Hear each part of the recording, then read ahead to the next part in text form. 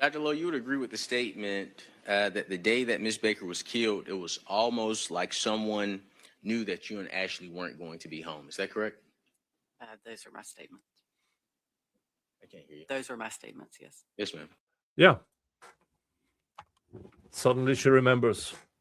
It was weird.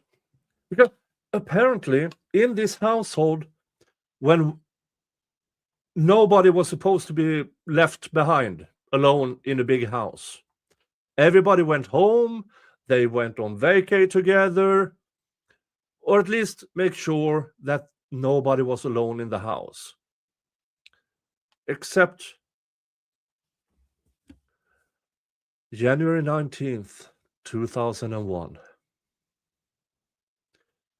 where everybody in that house knew she would be alone, including the boyfriend. Can you pull the mic up? Thank you. And the reason you said that is because it was rare for both you and Ashley not to be home. Is that correct? That's correct.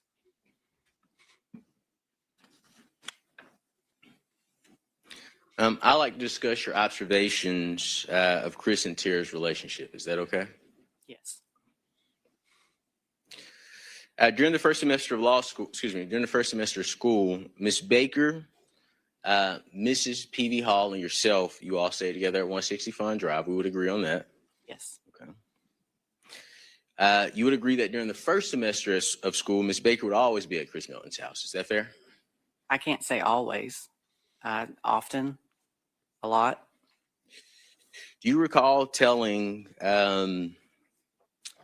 Investigator Black, first semester of school,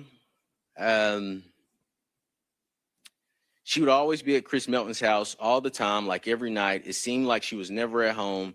And then when we got back for second semester, Tara wasn't doing that anymore. That's concurrent with what we just heard, yes. Well, no, that wasn't on what we just heard. Right, That's a separate. Okay. Yes. But you agree with that statement? Yes. And you would have no reason to disagree that the first semester of school entailed August of 2000 and December of 2000. Correct. All right. Let's talk about second semester. Okay, second semester for the purposes of our conversation, would have been January 2001 until May 2001. Was that fair to say? Yes. Now, on New Year's Day of 2001, do you recall stopping back by your house at 160 Fun Drive? I don't remember exactly. It's been 25 years ago which day we stopped by, but we did stop through Athens. Based on the recording that you heard, do you recall stating on New Year's Day 2001, you were on the way to Hilton Head Beach? It was you, Mrs. Ashley P.V. Hall, Chris Hall, and your significant other. Do you recall making that statement? Yes. And when you stopped in at your home on New Year's Day, you found that Miss Baker was home alone. Yes. And you were shocked to find Miss Baker home alone on New Year's Day. Is that correct? Yeah, I mean, typically college students would go home during the holidays, but I, hadn't lived with Tara, so I didn't know her patterns of when she went home and when she wouldn't have gone home. Okay, and based on our discussion regarding how she was with Chris from August to December, is it fair to say that you probably expected her to be with Chris? I don't know where I would have expected her to be. It was the holidays. So. But you and Miss Ashley P.V. Hall, you two are with your significant others. Is that right? Yes. Now, from January 1st to January 19th, that's going to be the focus of this portion of our conversation, okay?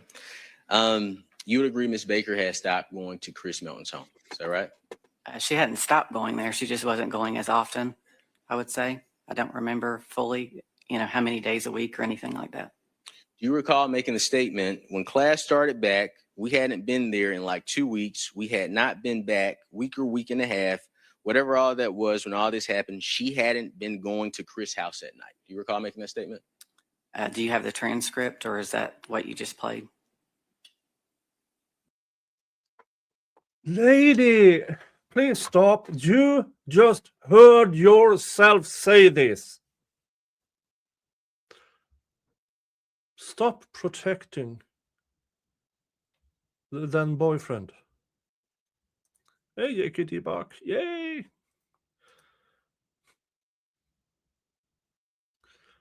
You just heard yourself say this. Do you recall making that statement? I'd like to see it. You would like to hear it? Yes. Your Honor, I would move to introduce. Oh, lady. Now, remember, they played this outside the presence of the jury, and now the defense got the opportunity, thanks to her, to play it in front of the jury. And then they will hear the differences between how she acts on the stand and how she spoke back then.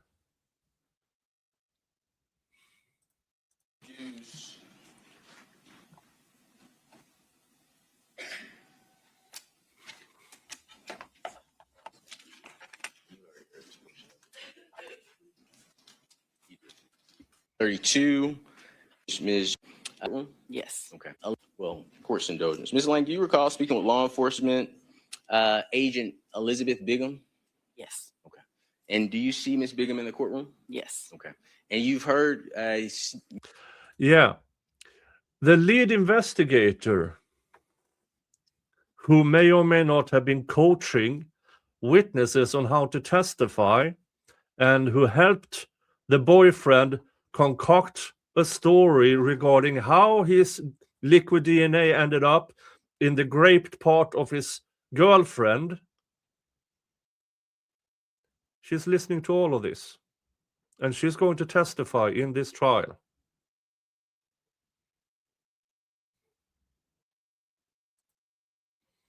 you've heard portions of your recording with Ms. Bigham. Is that correct? Yes. And is it fair to say that it was you on that audio? Yes. Okay. Had it been altered from what you heard, had it been altered in any way? I'm not aware that it had. Okay, thank you.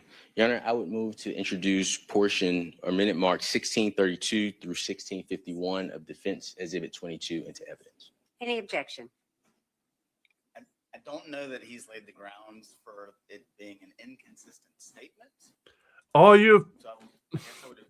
And the prosecution, same tactics as with the prior witness. I don't think he laid a foundation for an inconsistent statement. Sir, her statements are vastly different between the recorded interview and what she claimed on the stand. Object on this ground.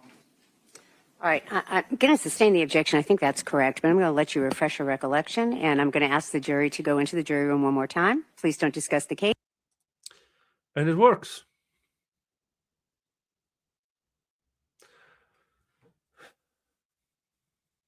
But now, the judge has made, up until now, decent, unbiased rulings. And she returns to this, which, in my opinion, is absolute horseshit. Absolute horseshit. They have the recording. The witness asked for the recording.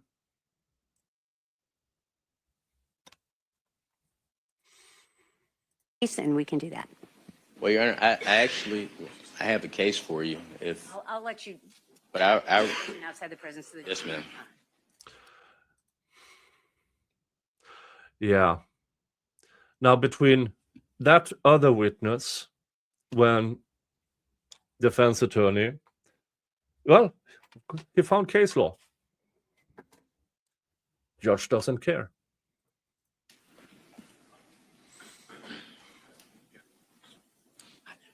This jury is getting their steps in because they are being sent in and out of that courtroom all the time. Already done, and you can't. So, Mr. Cruz, you can tell me whatever you want to, and that's fine. But it sounded like she was offering to have her memory refreshed, which you had already done, and you can do that again if you choose to. But if you want to make a different argument, go ahead. I'll follow the honorable court's order. I'll just put the case law on the record if All right. the court will allow me.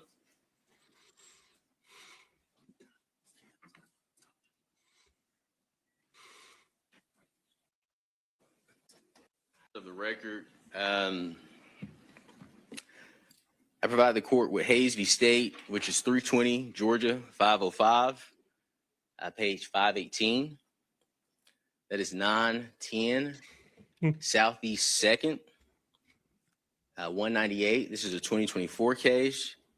It states, if a witness testifies that he cannot recall making a prior statement, this is the same as a denial, and extrinsic evidence of the prior statement may be presented in evidence. In support of that proposition, I also cite Scuniers, which is S as in smile, C as in car, O as in orange, N as in nice, Y as in yellow, E as in eggnog, I as in rhinoceros, and S as in sailor. V State, 318, Georgia, 855, 901 Southeast 2nd, 170. That's a 2024 case. Also, Murdoch v. State, which is 299, Georgia, 177, page 179, which is a 2016 case, cites or states, if the witness testifies that he cannot remember the underlying facts, this is an implied denial of any prior statement on those facts. So I just wanted to put that on the record, Your Honor. All right, thank you. I think at this point, Mr. Cruz, I'll let you refresh your recollection. The understanding of the court from this witness is not necessarily that there's no memory of any statement being made, but the specific question that you asked. You can go ahead and refresh your recollection. If that doesn't satisfy you in your questioning, we'll go ahead and talk about sort of the next steps, and you can renew your motion. All right, go ahead. Thank you, Your Honor.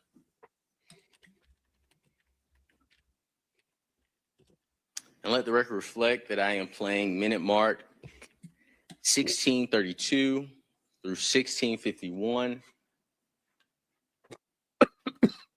of Defense Exhibit 22, which is identified as Ms. Valerie Lowe's interview with Agent Elizabeth Bigham.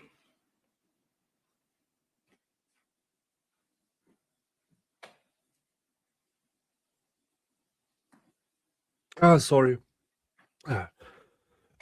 Got something stuck in my throat here.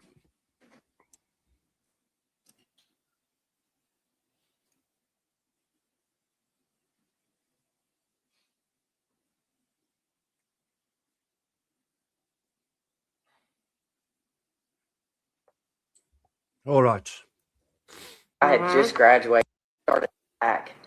We hadn't been there like, 2 weeks? Because I had just graduated in December and I was starting my master's in January at UGA. We had not been back and a half, whatever all that was when all this happened. She hadn't been going to Chris's house at night. So when I say she went there that often, it was weird. Does that refresh your recollection? Yes. Now she listened. Now she's listened to it twice. I mean, she has to stop pretending she didn't say these things. Any other questions of this witness? No, ma'am. All right, any other motions we need to take up before the jury comes back in?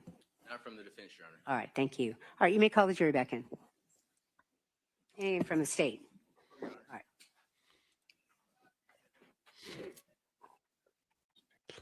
Jury comes back in. Between Yes. Yes, I don't know how many days a week. Y'all may be seated. Mr. Cruz, you have the floor. Thank you, Your Honor. Now, during the month of January 2001, Ms. Baker had stopped going to Chris' home. Is that correct? Yes, I don't know how many days a week or anything like that, but she was not going as often. My question. And she still does it. She heard herself say that the victim stopped going to Chris's house. And she still tries to say and indicate, she didn't go as often anymore. Specifically, is during the month of 2001, Ms. Baker had stopped going to Chris' home. Is that a yes or a no? Yes. You also noticed that she was no longer spending much time with Chris. Is that correct? That is correct. You would agree that there was a noticeable shift in the relationship between Chris and Miss Baker before her death? I don't know anything about their relationship necessarily, but her patterns had changed. Jesus Christ, you heard yourself say on the recording that you checked in on her. Her demeanor was so changed. You and the others checked in on her. Miss Lowe, you recall speaking with Agent Bigham in regards to the shift in Miss Baker's relationship. Do you remember that conversation? I do. Okay, so this isn't the first time you've been asked that question about the shift in Miss Baker's and Chris Melton's relationship. Is that correct? That is correct. And your statement to Elizabeth Bigham when she asked you, but it was like a noticeable shift, you said definitely, it was definitely a shift. Is that correct? That's correct. Okay. Let me ask you this.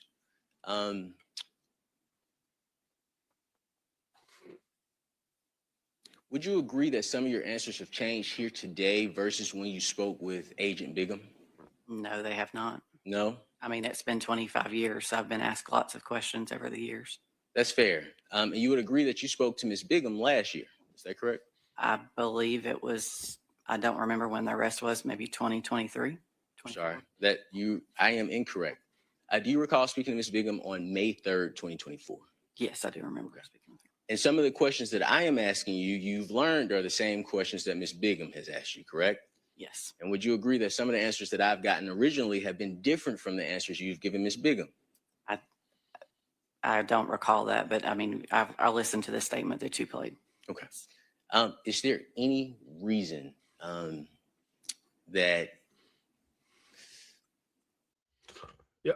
Her interviews have been both in 2001 and 2024. do you feel the need to protect Chris Melton? No, I don't. Okay. And you are going to be truthful and honest with the jury? Yes. Okay. After noticing the shift in Ms. Baker's relationship, do you recall asking her if everything was okay? Yes. And based on Ms. Baker's response, it is fair to say that your takeaway was that Chris was no longer a focus for Ms. Baker. Her focus was on school. That's not what he asked. And again, according to your own statements, there was a clear shift that made you worried about the defendant enough to check in on her.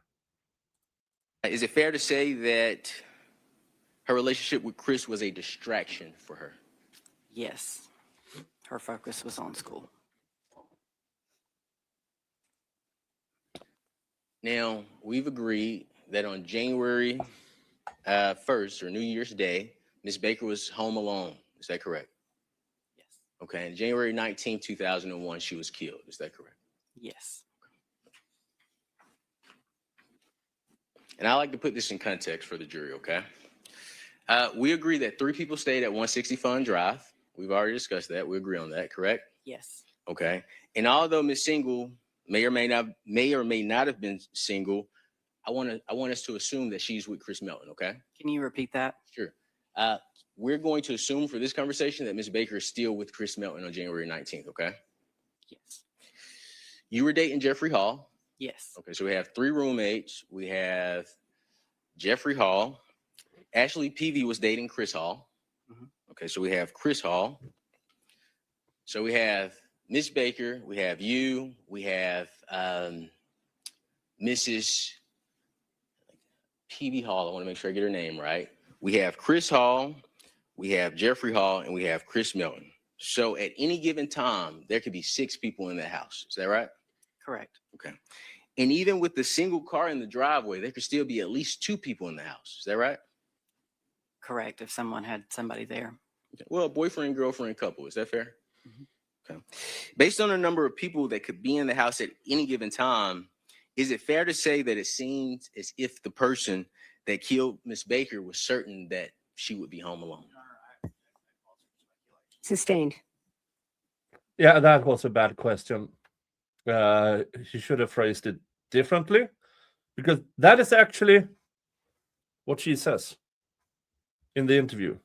It's almost as if the killer knew she would be alone in the house. Your statement to law enforcement was that it was like someone knew that she was going to be home alone. Is that- My objection, Your Honor. I'm going to overrule that objection. Can you repeat that? Absolutely. Your statement to law enforcement was that it was like someone knew she would be home alone. Is that correct? I did make that statement, yes. Now let's talk about the items that you had in your room, okay? You had a jar full of change and money in your room. Is that right? Correct. That was not taken. No, sir. Okay. You had a lot of purses in your room, correct? Correct. Those were not taken. Is No, that sir. right? And you also had expensive jewelry in your room. Is that correct? That's correct. And that also was not taken. No, sir. Right? No, sir. Now, I'm sorry, I didn't mean to cut you off. Go ahead. No. I think you were answering. I spoke I said while you no, were sir. speaking. I'm sorry. I said no, sir. And all of this was in the open in your room, correct? Yes, sir. But none of your property was missing from the home and everything looked exactly how you left it. I did not go to the house, but yes, everything was still there. Yes, ma'am. Based on none of your valuables in your room being stolen, is it fair to say that it seems that the person that killed Miss Baker came there specifically for her? Yeah. Yeah, that's Sustained. speculation. Yeah. But But nothing was taken from anyone in the home. No, sir. yeah, and this is the other roommates have also testified to. Nothing was taken. Nothing. Now, the charge for this defendant, Mr. Faust, is breaking and entering, robbery, backdoor rape, and murder. Because according to the state, there has to be a reason for everything happening.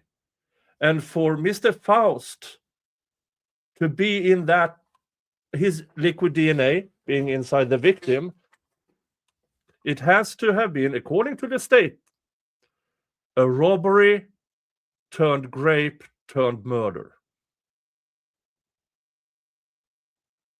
But there is no robbery. And this is for the prosecution to insinuate to the jury that this was a crime of opportunity. Robbery, rape, murder.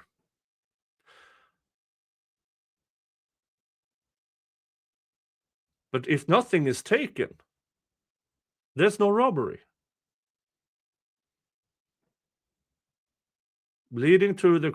Should lead to the speculative conclusion that somebody went there for the sole purpose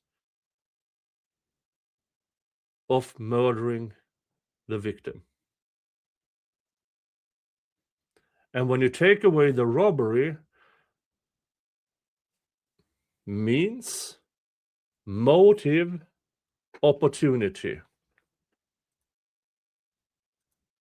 Again, this is the boyfriend's hands 2 days after the murder.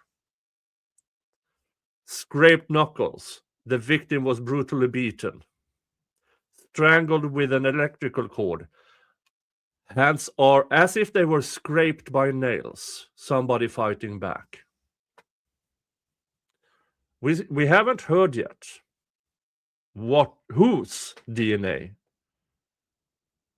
was under her fingernails. We didn't hear it in the state's opening statement, which leads me to believe that whatever was found under her fingernails was DNA of the boyfriend. But we haven't, it has still not been brought into trial. All right, let's keep going. Or not from my room. I can only speak to myself. Yes, ma'am, that's fair. I have no other questions for you. Thank you so much, Dr. Lowe. Any redirect, Mr. Bolden? Dr. Lowe, you mentioned that in the fall semester, Tara had been spending a good bit of time over at Chris's. Were you aware of where that apartment was? Yes, sir. I believe I remember. Where was it? I believe it was off Millage. Is that here in Athens? Yes. In January, do you have any knowledge of, as to where Chris was living at that time?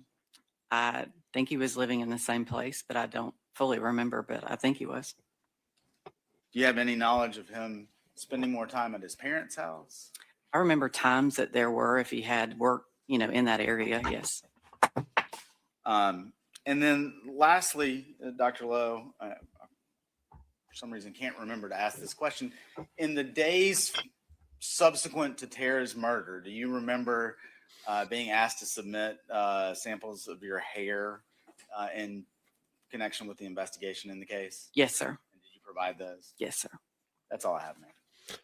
Yeah, the prosecution is trying to claim that the Caucasian hair found on the victim's body might have been hers.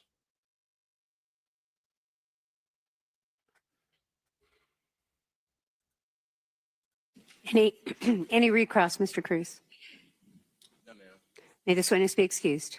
They would ask that she be excused. Any objection, Mr. Cruz? If she's under subpoena from my office, I just ask that she stays on call status. Is she under subpoena from your office? Abigail would know. She'll be, well, Wilson would know. He'll be here Friday. But I believe she is. I believe all of Ms. Baker's roommates and family members are under subpoena from my office. I just want to say it certainly without. All right. You are free to go for today if you are under subpoena. It's unclear to the court whether you are. You are? Okay, thank you. You are still under that subpoena, but you are free to go. Thank you. Thank you. You may call your next witness. We asked the witness if she has been, I mean, she would. She just stated she was. Okay, I didn't You hear did that, Your just, Honor. sorry. I'm sorry. She did. You are free to go, ma'am. Yeah. So this witness, in my opinion, good for the defense. Good for the defense. Nothing missing from the house. There's a clear shift before after New Year's. She was over at Chris's, the boyfriend's house all the time, and boom, not. She wasn't. She was, in my opinion, distraught enough for her roommates to check in on her.